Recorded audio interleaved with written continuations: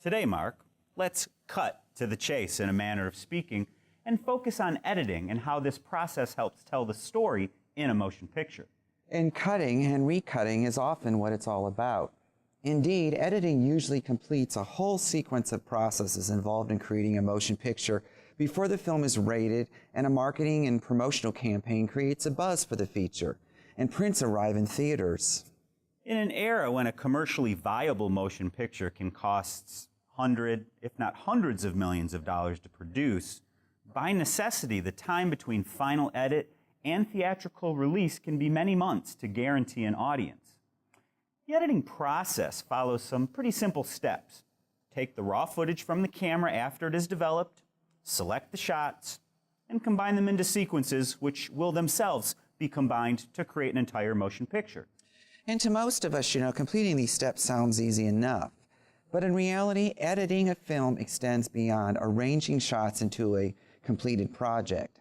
Deciding which shots to use and their length requires creativity and discernment. Editing is sometimes described as an invisible art because if the editor performs his or her job well, we as an audience never notice the cuts.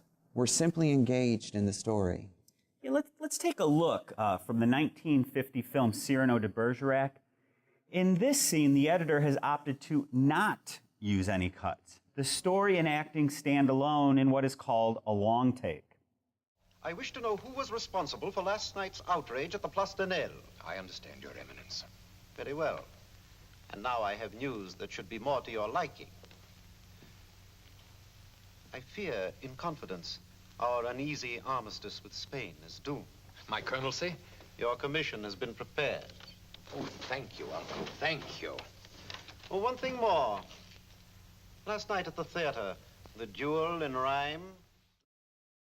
As the previous clip illustrates, editors need to decide not only when and where to cut, but also when not to cut. Resisting cuts can be an astute artistic choice if the story better unfolds without them. Here's a later scene from the same film. In the previous clip, cuts were not employed and the director minimized the camera movements.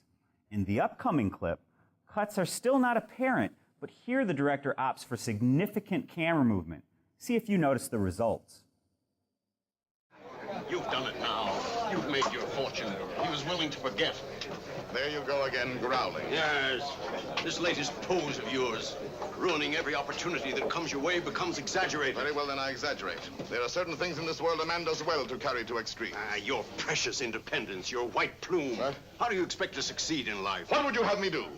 Seek for the patronage of some great man and, like a creeping vine on a tall tree, crawl upward where I cannot stand alone?